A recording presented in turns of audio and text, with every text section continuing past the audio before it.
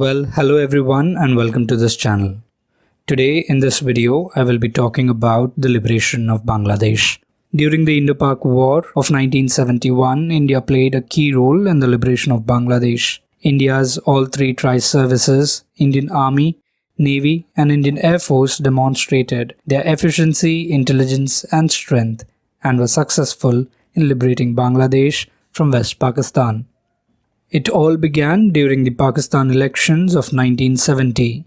The party from East Pakistan Awami League won the election and had become the majority party. But the leader of the party, Sheikh Mujibur Rahman, was prevented from forming the government.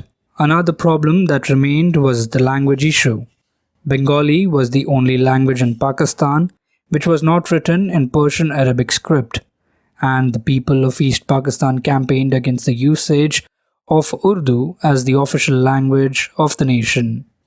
The two main reasons which are seen for the separation of Bangladesh from Pakistan are Pakistan's unwillingness to give autonomy to East Bengal and, of course, Bengali nationalism.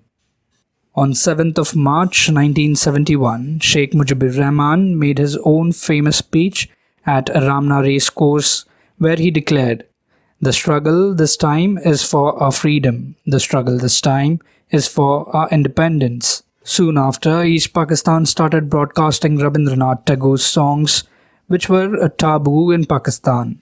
The Pakistani army was seen as the occupying force by the local population, and civil interaction with the army decreased. While on the other hand, Pakistani army started dismissing Bengali origin personals from its paramilitary, police and regular army.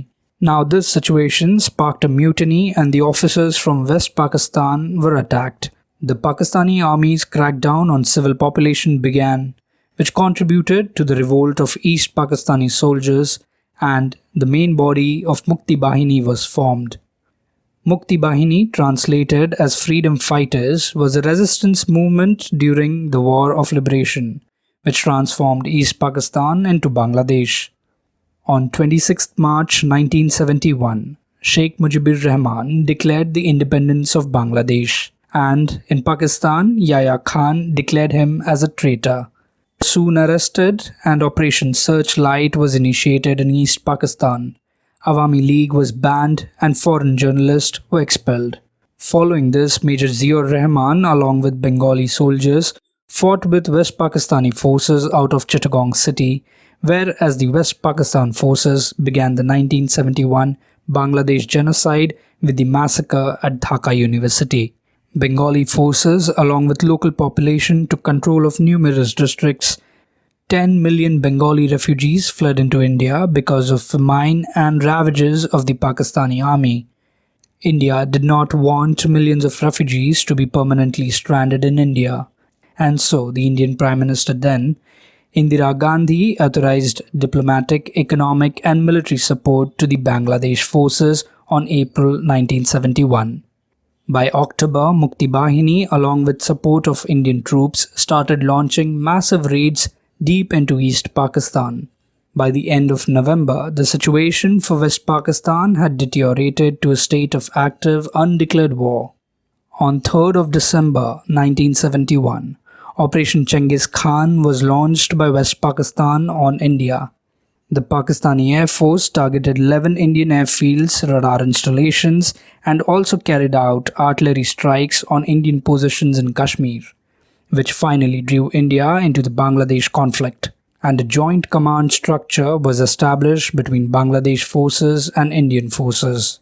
By mid-December, most of Dhaka district was liberated, while in West Pakistan, Indian forces advanced deep into Pakistani territory as the port of Karachi was subjected to a naval blockade by the Indian Navy. On 16th December 1971, the Pakistani Instrument of Surrender was signed by the Lt General A.A.K NIAZI in presence of Indian Lt General Jagjit Singh Arora. And finally, a new nation, Bangladesh, was born. Well, that's all for today's video. Thank you for watching. Stay in touch. Have a good day.